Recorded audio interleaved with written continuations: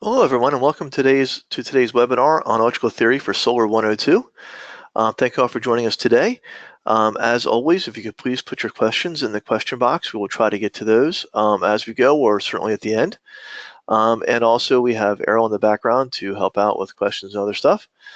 Hopefully, those that are attending today's webinar had also taken the time to see the electrical theory for Solar 101. As we're going to try to build on some of that and add to that with additional background theory as to why some of the stuff in solar works the way it does. So hopefully at the end you'll have a better understanding of some of the principles you use every day when working with solar, and that'll help you in the future as to help troubleshoot things and understand better how your system works. So again, my name is Rob Rall. I'm a senior engineer at Sunwise. I have over 25 years of experience in the solar industry. Sunwise has been around over 20 years in the solar industry with installations all over the world, and specializes in off-grid power systems, both standalone, hybrid, battery backup, and also is a distributor of solar components. We have manufacturing offices on both the East and West Coast, with other facilities throughout the U.S. Oh, one other note, this webinar will be recorded and will be available for review in case we go too quick on some stuff and you want to have another review, or in case you're joining us a little late. It will be recorded and you can watch it later. And again, Sunwise is a manufacturer and designer of standalone systems, hybrid systems, CDC, which is also a cycle charge, battery backup, custom modules, and other component sales. We design our systems to IEEE, and some of our systems can be manufactured in ISO 9001 facility, or can have UL 508A if needed. We're also an engineering company as well, so we can do consultation services, we can do technical writing, we can design engineer systems for people. We provide installation services, troubleshooting, training, as we're doing now, as well as other engineering and technical services. So let's go ahead and get into what we're going to be covering today in our webinar.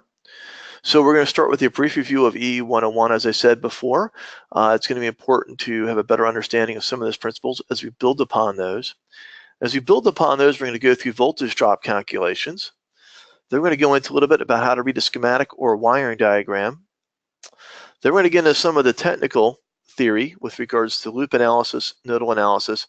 We're going to show how that applies as you series and parallel solar modules and batteries. So hopefully we're going to try to show some of the applications of this information, this theories you're going to learn. So with that being said, just going to briefly go back through the definitions. As we said, current is measured in amps. That's going to be generally it's shown with an A. Voltage is the potential between 2 points, and that is indicated with the V. Sometimes they can go further, whether it's an AC or DC. We're not getting into AC and DC in this one as we did in the previous webinar, okay? And we're going to get more into how these things go together and apply to other things. We mentioned that resistance, which is ohms and sometimes expressed as R. The formula for that is resistance equals voltage divided by current, or it's been rewritten in Ohm's law as V equals IR.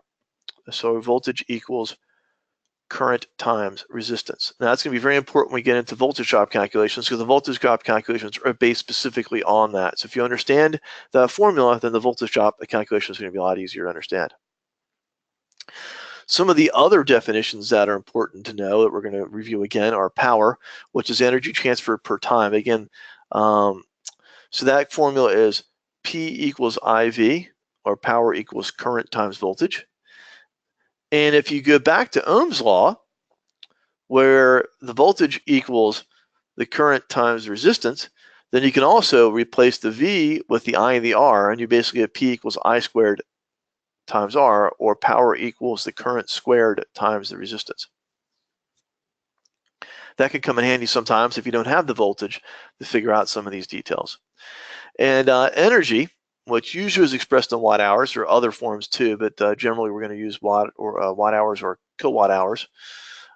Is power over time. That's the important thing to understand, is it's power over time. So you're going to take the power and multiply it over, generally again over a course of hours, which is how we get the kilowatt hours. So that's energy equals power times time again for that formula. And as I had mentioned before in the previous webinar, you can think of all of this stuff. You can think of electricity in terms of water flow. There are very good comparisons between the flow of electrons through wires and the flow of water through pipes and things like that. You can think of the battery as the pump. It's going to kick, in the case of water, it's going to kick it up from a lower level to a higher level, or a lower pressure to a higher pressure. In the case of the electrical circuit, it kicks up from the lower voltage to the higher voltage. You can think of the current as you can think of that as the electrons through the wire, as the flow of water through the pipe. You can think of the resistance as a restriction in the flow of the water. So a lot of good principles there. You can see even some of the formulas are the same. Ohm's law, for example, is I equals V over R, voltage or resistance. You get the same exact thing with water flow. You get the flow of the water is the same as the potential divided by the resistance. So a lot of these things actually are very similar. A lot of good similarities there, and it's a good way to think about it. Sometimes you can't exactly see the electrons in a wire, so you can see water flowing. So sometimes when you think of it that way, and you think of the comparisons, it kind of helps to understand how it works a little better. So let's get into some of the new material now. Starting with the voltage drop calculations, this comes right out of the NEC, the National Electric Code, from Article 210.19. Basically, you want to generally size your voltage drop to not exceed 3% for the furthest outlet, or not to exceed 5% for branch circuits. So depending upon how you read the code and apply it to solar applications, you can use 3% or 5%.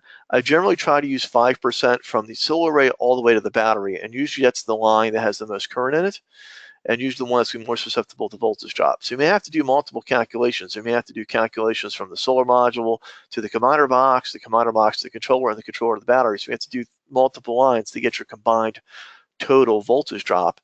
And again, generally you want to not exceed 5% based upon the NEC from the solar module all the way to the battery. Some people even use less, especially in 12-volt systems. Some people may try to even use a lower number than that, but I always try to use 5% as the absolute maximum. Okay, and so in order to do this, we need to know the resistance. So, I mean, we obviously know what voltage we're working at because we know what our nominal battery voltage is going to be. And we should know what current we're going to have flowing through there because we know how much the solar array can produce. But the question is, okay, well, what's the resistance of the wire? So right out of NEC Table 8, it gives you wires and resistance. And the one that I usually use is the one for copper. And usually it's going to be coated. It's going to be insulated of some form. And you'll notice for each wire, there's pretty much two numbers for a lot of the lower ones. There's going to be, and that's for the different strands. There's a solid and there's a stranded. Generally, I always use stranded. I don't normally use solid wires. They do in residential quite a bit, but in off-grid applications, usually with the flexibility, it's usually going to use a stranded number. And usually, I usually use the ohms per kilowatt. Ohms per kilofeet, and the importance there is it's ohms per 1,000 feet. Okay, that's important to get that 1,000 feet because we're going to have to put it back into feet in the formula. So if you take that 5% we mentioned before and you look at this table, you can figure out your resistance from here. Okay, so the formula becomes pretty simple, and again, it's based upon Ohm's law. You're going to find out that your voltage drop equals the current times the length. Okay, so that's the length of the wire. Okay, and that's going to be times the resistance. And again, the resistance is in ohms per kilofeet or 1,000 feet. So we're going to divide that by 1,000. Okay, so now if we go back, if you remember correctly from our EE101 webinar, remember I said units matter, and again we talked about Ohm's law. So again, here's a formula kind of written out a little better. Again, you got voltage equals current times the distance times 2. That's for the round trip because you have the positive going out and the negative coming back. That's why there's the times 2 in there. It's for each direction. Okay, and again, we can replace that other number with the voltage over amps. Okay, the resistance, again, we can do that in that area, and that's times 1,000 feet, because it comes out of Ohm's law, looking above, okay? And then we divide that by 1,000. Okay? And when we're done with all of that, we can take the voltage drop divided by the nominal voltage to get a percentage. And we will run through an example of this in a minute. But what I want to point out is, again, units matter. So if you go back to that point, your thousands cancel out here, and then your amps cancel out, and then your feet canceled out. You're pretty much just left with volts. And that's, again, if you get back to that whole units matter thing, you can tell if your formulas work out, because if your voltage actually equals your voltage, because all the other things cancel out, then you know you got your formula right. Okay, so let's run through a quick example of this. And again, this is going to be an array output cable, because usually it's the one I work with the most, I'm usually the most concerned about. And let's just say we've got an array with a output current of 8 amps. And again, I usually use max power current. If you want to be more conservative, you could use a short circuit current, but I typically use the max power. Okay, and then it's a nominal 12-volt system. That's usually a worst case scenario, because you can usually lose a little more voltage on a 24 or 48. So 12 volts is usually the worst case scenario. And again, I'm going to be using that 8 amps for the max power. And I have a distance of 30 feet total from the rate of the battery. Okay, and I'm going to be using 10 gauge wire. So if I plug that into the formula, here's the formula again above. So we have 8 amps of current times 30 feet. Again, it's times 2 because it's both directions. It's the plus and the minus. And then if we go back to that chart I showed you before from the NEC table 8, my resistance is 1.29 ohms per kilofeet for number 10 gauge wire. And then again, we divide out by 1,000 so that kilofeet just becomes feet. And if we multiply that all through, we get 0.62 volts. Now, if you go back to what I was saying about the voltage drop, you take the 0.62, you divide by 12 volts, and we get 5.16%. That's a little more than the 5% that NEC recommends. So I would probably increase that wire gauge to 8 gauge, and then that would certainly be okay. Or you could go back to the formula and change it to 8 gauge and make sure it's going to work fine. But again, usually a 12-volt system is the worst case scenario. If this is the 24-volt system, I suspect it would be just fine. It would probably be half of this. It'd be about 2.5 or 2.6 probably percent. So probably okay. Again, it's because it's a 12-volt and 24-volt. But anyway, this is how you go through it. That's what you want to look for. And this would tell you maybe you need to increase your wire size. Okay, so we're going to move on from there to reading schematics and wiring diagrams, and we're going to start with a review of some of the schematic symbols. These are some of the symbols we used and talked about in EE101. And again, the squiggly line is for AC. We're going to solid line over a couple of dash lines, and that's DC. And this one over here, if you remember correctly, if you plug the symbol for DC with the symbol of AC in a box, that's the symbol for an inverter. And if you get the symbol for DC over the symbol for DC, that was a symbol for a DC-DC converter. Okay, something to keep in mind, there are hundreds of schematic symbols out there. And some of them are standard and some of them aren't. There's at least 30 to 40 symbols for electrical components alone, and there could be multiple for resistors, transistors, diodes. So sometimes it can get a bit confusing. Again, because sometimes use multiple symbols for some components. I'm going to show you an example of that for solar, for a PV module. And just something to keep in mind that you may have to look some of these up on the internet or something like that sometimes. And sometimes it just takes years of experience to learn some of them, which is one of the other reasons the wiring diagram is sometimes more helpful than a schematic. But there are times when a schematic is more helpful, so we're going to cover both of those right now. Okay, and I'm going to pretty much cover some of the most of the common ones that you're going to find in the solar system. So that should hopefully help you out a little bit here with regards to some of the things you might see. Okay, I think we've already covered the symbol for the battery before. I want to point out, though, that the longer line is always the positive side. So it's a long line, a short line, a long line, a short line. The short line is always a negative, and the long one's always a positive. Okay, so if you don't see the positive symbol on it, you still know that that is the positive side of the circuit. Okay, this is a symbol for a load. It's basically a circle with kind of a half circle in between with two lines connecting together. And I think most everybody's familiar with the symbol for a ground. That's just, again, it's three parallel lines. Sometimes it might be a little dot at the bottom, not always, with a vertical perpendicular line coming out of it. This is interesting. This is one you may not see, but you might come across occasionally. You should be familiar with. This is a symbol for lights. The symbol for light is basically a circle with an X through it, and of course you have the wires coming out of their side. And this is even more interesting. The symbol for an LED is basically a circle with a diode in it, with a couple of lines coming out indicating kind of the production of light. Keep this symbol in mind. This is very important. This is a very common symbol you're going to see a lot for LEDs. And it can be used for LED lighting as well. So if you don't see the lighting symbol, which is a circle through an X through it, you might see this LED symbol instead. And this is very important to recognize the symbol, because the symbol for a PV module is the exact opposite. I've always said before, I've told people many times, that you can think of as a PV module as the reverse of an LED. In an LED, you put current in and you get light out. In the case of a solar module, you put light in and you get current out. So the symbol for that's pretty much the exact opposite. If you look over here, it's a diode with a couple of arrows pointing at it, indicating light coming into it.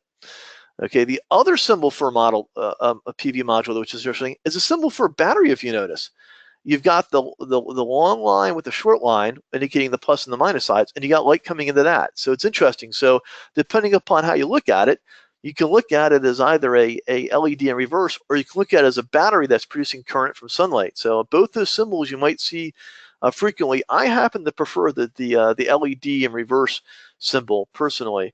That just makes more sense to me, because I like to think of a solar module that way. I think to think of it as a diode that produces current when you put light on it. Okay, a couple of other things that generally realize with schematics. I mean, these are generalizations. Some people may, sometimes the drafter may do things a little bit differently, but as rules of thumbs, you generally try to keep the positive at the top of the circuit and the negative at the bottom. And generally, you try to flow the current from the left to right. That's generally how you want to try to read across the drawing. Most people try to follow those two conventions. I think the left to right and the top to bottom is kind of the same way you would read a piece of paper. So I think that might be why they do that. But those are just some of the general conventions when it comes to schematics and the way you would draw things. So that being said, here's about as simple a basic PV schematic as you can get. You've got your solar module on the left, again, because that's where you're going to start. And you got the current coming out of the top of that, so it's going to put the positive at the top and the negative at the bottom. You got a battery in the middle, and you're going to have your load, which in this case I decided to make an LED. Okay, it could be any load though, but I made an LED light in this case. And you got your ground at the bottom. So this is about as simple schematic as you're going to possibly see. I have not shown a charge controller in here, but keep this in mind, because we start talking about nodal and loop analysis. One of the reasons we're covering schematics first is when you get to nodal and loop analysis, this little diagram here is very important. This is kind of like as basic and simple as it is. These are kind of the principles that are going to apply to nodal and loop analysis. So if you understand this first, it'll help a lot. Again, the way I'm trying to do these two webinars, the 101 and the 102, are to try to build upon some of the electrical principles. So if you understand some of the basics, then we get to some of the more advanced stuff. It'll be a little clearer, a little easier. Okay, now we're going to talk about wiring diagrams a little bit and show a few examples of those. I want to first define the difference between a schematic and a wiring diagram. A schematic is a representation of elements in a system, so it's more abstract. Okay, it's going to use graphical symbols rather than realistic pictures, and that's really important there. A wiring diagram is a simplified conventional pictorial representation. Again, it's pictorial. It's going to be using realistic pictures and images. A lot of times when you're working on assembling a solar module or troubleshooting it, a wiring diagram is much more helpful. And understanding electrical principles, a schematic is more helpful. So depending upon what you're trying to do, either one can be useful. It just depends on the application and the person that is designing the system, which they prefer. I use both sometimes, although I find that a wiring diagram is certainly much more helpful to the installer in the field and the person troubleshooting the system. So you'll find that some WISE frequently uses wiring diagrams for that. Although you might see schematics again, you might see those symbols and principles when it comes to something a little more abstract when you're trying to get across a principle with regards to the electrical flow of the system. Okay, so again, a wiring diagram usually gives more information about the position and arrangement of devices. So generally, they're going to lay it out. It's going to be more physical, more real application. And the other, unlike a schematic where the arrangement components, especially the interconnects, I mean, you're going to find, again, going back to that diagram I showed, you're going to have a dot where the interconnections come together. That's not how it works in reality. You don't, in a real system, you don't just have wires connect each other in the middle of nowhere, which is, again, why a wiring diagram is more helpful. It tells you actually where a wire goes from point to point, where schematic is just more about how the components get interconnected and less about the actual physical location of the components. Okay, that being said, let's go through a few examples here of some wiring diagrams so you can better understand some of the components, what they look like, and how they're going to be laid out. Okay, this one has this one is showing 5 main parts to it. We've got some circuit breakers. We have a surge protector, in this case a SOV or a solid oxide resistor. Okay, these are optional. You don't always need a surge protection, as the surge protection is really built in most of charge controllers now. This SunSaver device, item 3 here, has transorbs and varistors and other parts in it, components in it to help protect it from surges. This one also has a DC-DC converter in it. It has a relay for the inverter, and I'll mention what that relay does in just a minute as we go through pointing out these parts in more detail. So said again, we have 3 circuit breakers here. We've got one for the solar array, one for the battery, one for the load. You can see one for the solar array here. It's got the PV input to it. Okay, and the one for the battery is right here. You can see the wires going out with a note that says battery plus on it.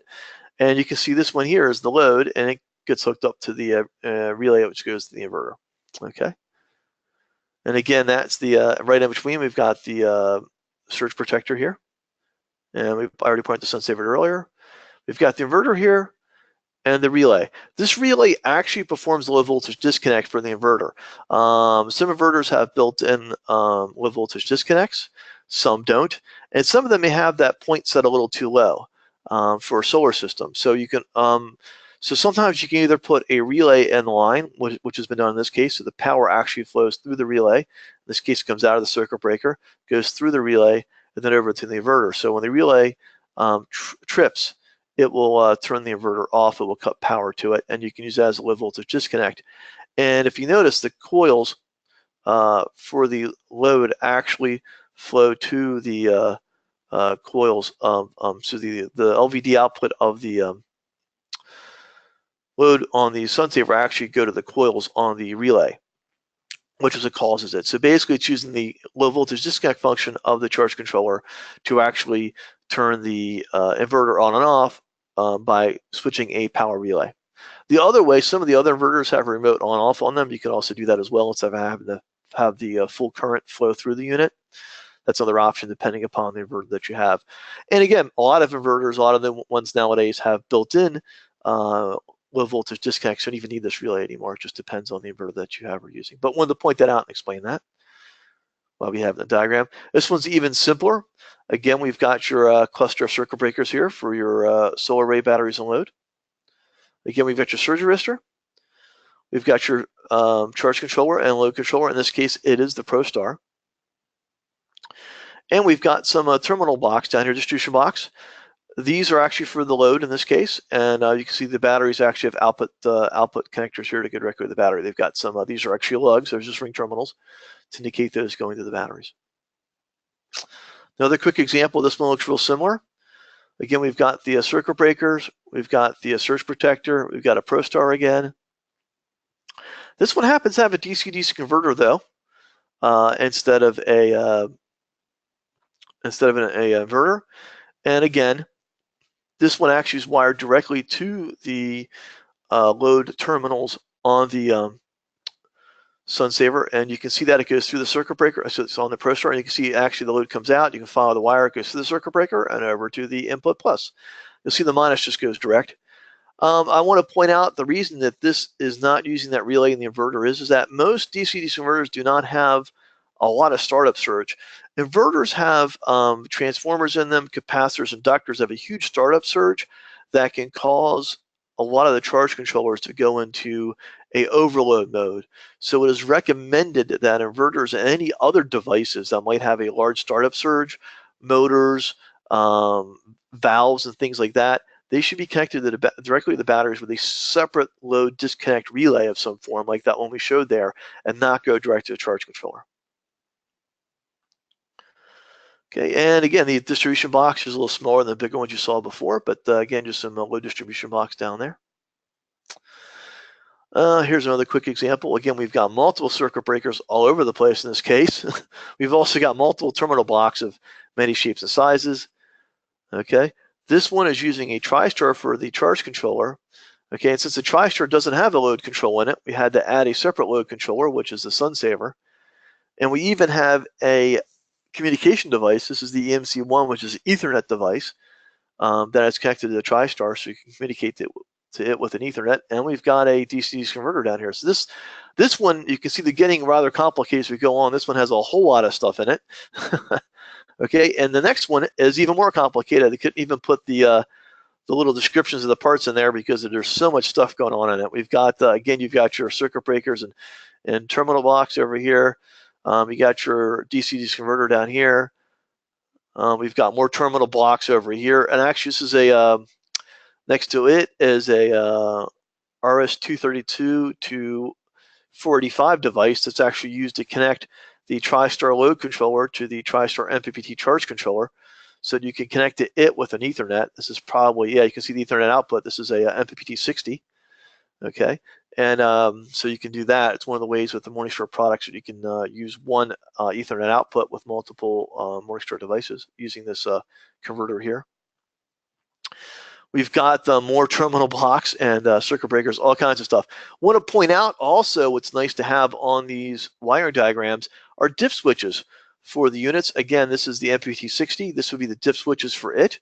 And for the TriStar 45, which is being used as a load controller, which is important because the 45s actually, the TriStars can actually be used for charge control, load control, and a diversion charge controller, a diversion controller. So it's important to make certain you have the correct diff switches set for these units. So it's nice to have that handy on the drawings for both installation purposes, assembly purposes, installation purposes, and for troubleshooting purposes. So it's handy to have. So I think we've covered that well enough at this point. So let's move on to some, let's go back to some theory again. So we're going to talk about nodal analysis and loop analysis. Let's first define a node. A node is a point of connection of two or more circuit elements, and a loop is any closed path through the circuit in which no node is encountered more than once. Okay, so if we go back to this drawing again, this is why I was showing this earlier and why it's helpful to understand a schematic. Okay, you can think this dot at the top is a node and the dot at the bottom is a node. So again, there's only two nodes in this circuit, so as simple as you can get. And there's really two kind of loops. It was actually three loops. You got a loop kind of here, which is between the solar module and the battery. You got another loop from the battery to the load, which in this case is an LED. And then you have another loop through the whole thing, which would be from the solar module to the load. And I point this out because current can flow in several different ways. Now, I want to also point out that the solar module can only produce current. It is what we call a current source. Okay, so the current only flows out of it that way. I have an arrow for that. And now, when you get to this node, that means it could, you know, and the load only takes current, by the way. So it has to have current coming into it. So the solar module only produces current. The solar module only takes current. So it is a current sink, essentially. So the flow of current has to come out from the module this way, and it has to go this way into the load. That means the battery can both produce and take current, so it can go by directions. So that's why I have these arrows that way. So I'm trying to show the arrows for the loop. Now keep this in mind, it's going to be very important when we start talking about nodal analysis and currents flowing in the system and how you can calculate how much current is where. So I'm going to get to that in just a minute. So it's very important to understand the current flow in this simple diagram. Again, keeping in mind the battery can both take current, that would be when it's charging, or produce current, that's when it's discharging. Okay, so obviously it should be charging when the sun is out in the middle of the day, and at nighttime it's obviously going to be putting current out to go to the load. Okay, and again, getting back to what I was saying, you've got the solar module, which is a current source. You get the battery, which you can think of as your voltage source. Again, it's a stable voltage. Okay, and you can think of your load as just that, just a load. Okay, and this is showing the currents again as it flows through the system. Now, nodal analysis and loop analysis are actually based on Kirchoff's laws. And I'm going to do a little history lesson here. Kirchoff was a German physicist that lived in the mid-1800s. And he actually developed laws, not just, he was a physicist, so he developed laws not just for these are basically the principles, the basis of electrical engineering theory, But also, he also developed laws for thermochemistry, by the way, as well. So he did a little bit of thermodynamics and thermochemistry. So he did a little bit of chemistry as well as physics. So an interesting scientist. And this is the interesting thing. He actually developed these laws for electrical circuitry when he was still a student. So it's interesting how some of these physicists like Kirchoff and Einstein, for that matter, how they developed some of these laws when they were both very young, still in school and still learning. He produced two laws that are very important in the principles and theories behind electrical circuitry. And again, these are actually very simple basic laws that are the basis for how these things work. And we're going to apply these again in the solar system in just a minute. But first, let's understand what they are. The current law is basically, and there's also a voltage law, which we'll talk about in a minute. But the current law is the algebraic sum of the currents entering any node, and again, this gets back to node, is 0. Or you can rewrite that as the sum of the currents entering a node is equal to the sum of the currents leaving a node. Okay, and that's very important. This is how we're going to apply that to that simple schematic I showed earlier. Okay, so again, you can generalize this. You can also generalize this law to any current entering an element is also equal to the current leaving the element. Again, that's also going to apply. That's going to be very important when it comes to solar modules, understanding shading. So some of these things that you may be using every day in solar in the solar industry, not understanding why they are, come out of these laws from Kirchoff. Okay, now he also has a voltage law, and the voltage law says the algebraic sum of the voltages around any closed path is 0. That one doesn't apply as much. There are a few cases when that can come in, but again, that is the algebraic sum of the voltages around any closed path or loop is going to be 0. So as the resistor drops voltage, so when you start at the top of a circuit, when you get to the bottom, it's going to have to be the voltage drop through the whole thing is 0. And again, it doesn't really apply so much to solar, but it might. I just wanted to point it out because it is two of the laws of the basics of electrical engineering theory. So now if we apply this in nodal analysis, okay, going back to that simple diagram I said, and as I mentioned earlier, let's think about this in daytime load. Let's say the solar module is producing 8 amps of current, so we have 8 amps coming out of it. And let's say the load is taking 3 amps of current. So it ends up being, because it's coming out, it's going to be a negative. Okay, so anything going into the circuit is going to be a positive, anything coming out is going to be a negative. So what ends up happening is that, so if you have the 8 and you have 3 going this way, then you must have 5 amps going to the battery. So basically the battery is going to take 5 amps of current. And of course, the same thing happens at the bottom in the inverse. But it's just important to understand that. So if you know that your array is producing 8, so you can figure out your battery current based upon this principle, just knowing your array current and your load current, and vice versa. So you can figure out, as long as you know any 2 points, then you know what the battery's going to have to do. So if you know that the solar array is producing 8 amps again, and your load is taking 3 amps, then the battery has to be taking 5 amps of charge current. Okay, very important to understand that. So if you've got a charge controller, you're measuring the output of it, and you have a load controller, you're measuring the output of that, then you know how much is going to the battery. Okay, let's look at this a little bit differently. So let's say you're in a morning/evening mode where that same solar array is not only producing 1 amp, your load is constant there. Your load's always taking 3 amps. That now means the difference, those extra 2 amps, have to come from the battery. Okay, so now the battery is now producing current instead of taking current. And in this case, the solar array is producing nothing because it's nighttime. So that means all of the current going to the load, so the load's taking 3 amps, all of that 3 amps has to come out of the battery. Okay, so again, this principle, this nodal analysis, a simple principle of Kirchoff's current law, applies really well to solar because it really helps you a lot. If you just, all you need is to measure 2 points here, you can figure out what's going on with the third point based upon this nodal analysis. Now let's get back to the loop analysis just a little bit here. Let's apply the current principle to this as well. This is actually the diagram of a 36-cell solar module. I managed to sketch this out and draw this up, and each one of these little symbols is a solar cell. Instead of using it in relation to it being a solar module, each one is a solar cell, and each one of those little solar cells is wired in series. Each one produces about a half a volt.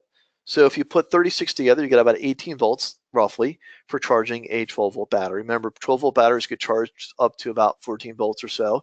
You've got about 4 volts extra. That's to take into account temperature, losses in the solar module, as well as voltage drops, which we just calculated earlier.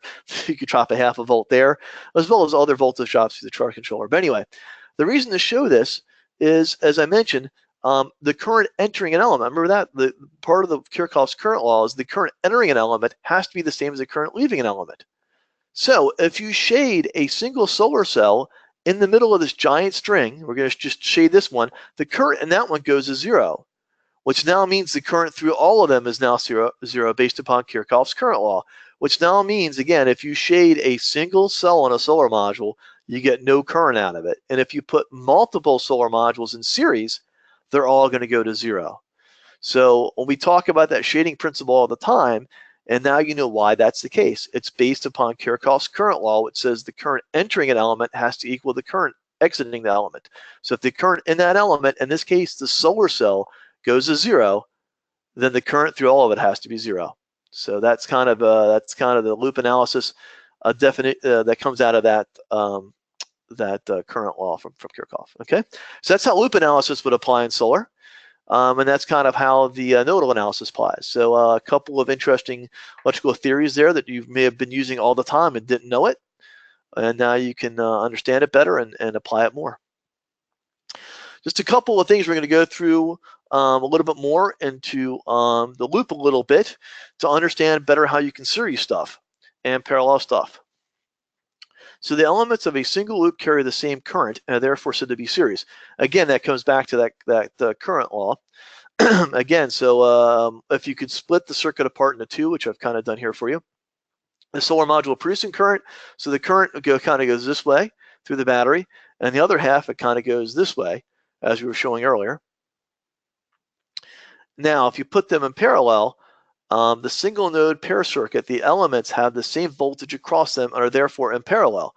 So again, you've got the battery here, which produces the voltage, which means the voltage at this point and this point, basically at the top and bottom of the solar module, has to be the same as the battery.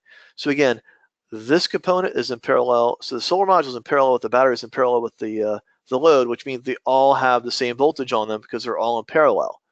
Okay. Now this is not taking into account the charge controller and what it might be doing in terms of breaking the line here. Okay, the charge controller can actually, most charge controllers are actually series or a shunt regulator. Okay, so they would actually be breaking the current or this line at the top between the solar module and the battery. I'm not going to get into that because I don't want to get into that kind of detail right now. But assuming that there's no charge controller there or it's not regulated or anything, then these are all in parallel. And this is kind of the effect you would get of that.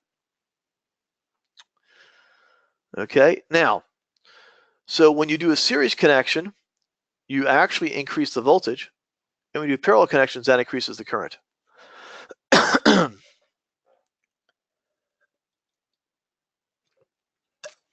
And again, these come out of these same basic principles.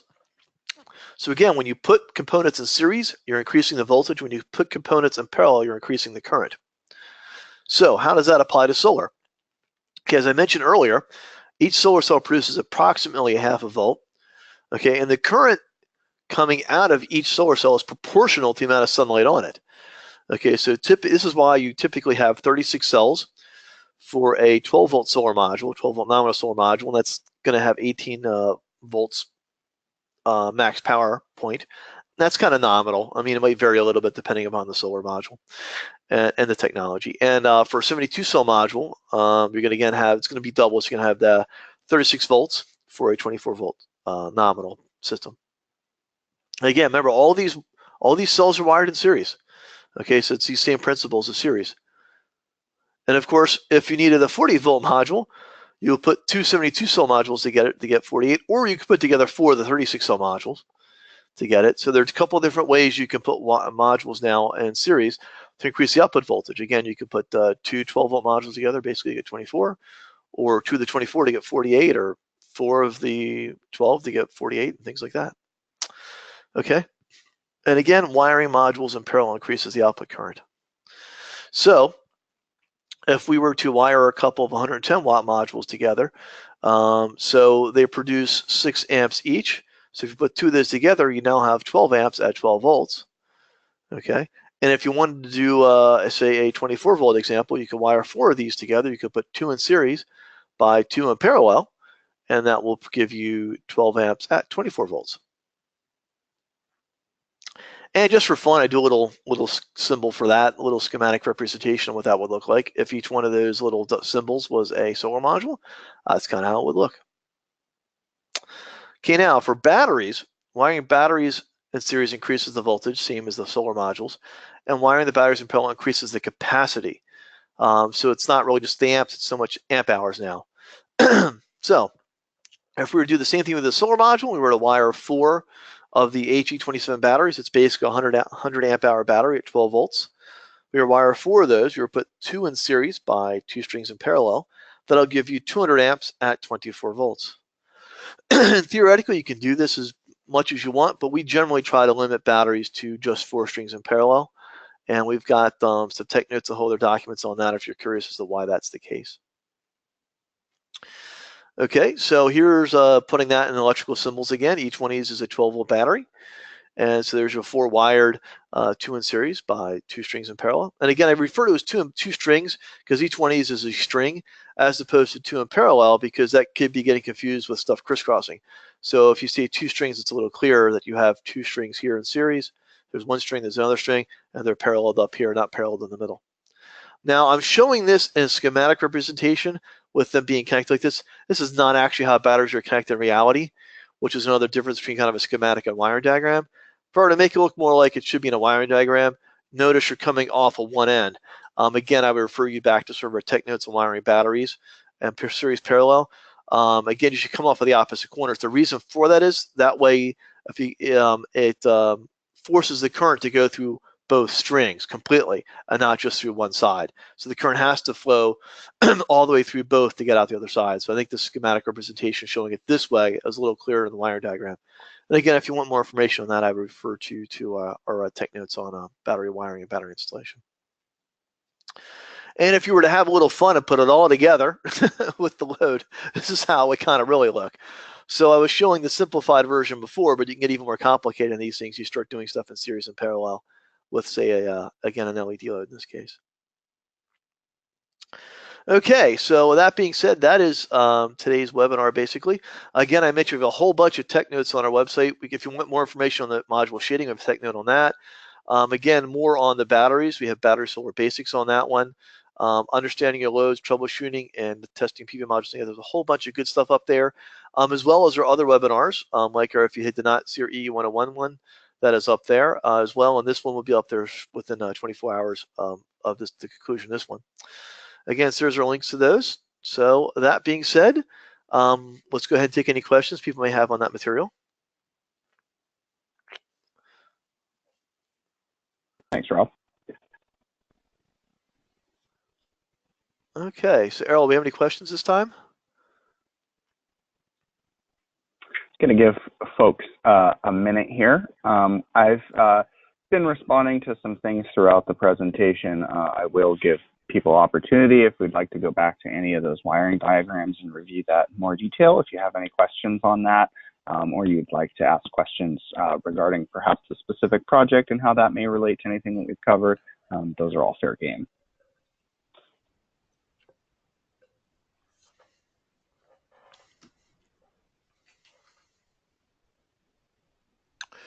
Well, while we're waiting for more questions to come in, just so everybody know, our upcoming webinars in February are our next one, I believe, is on water pumping. And then after that, I believe we're going to talk about controller panels. So some of those panels you're showing the wire diagram, we're going to get into those a little bit more detail and some of the standard ones that Sunwise has and sells and how you can use those in your system. But I think the water pumping ones will be very interesting for a lot of people. If you do any type of solar water pumping at all, they could be very interested in that one. And those are both coming up in February. And then in March, we'll go back to some new ones again. We're going to get back into, I think, some upcoming ones. We're going to get back into maybe talking about some hybrid systems, as well as fuel cells. We've had a lot of inquiries about fuel cells. We're going to start getting into those as well. Those webinars coming up in March and April. We're putting those together now. Okay.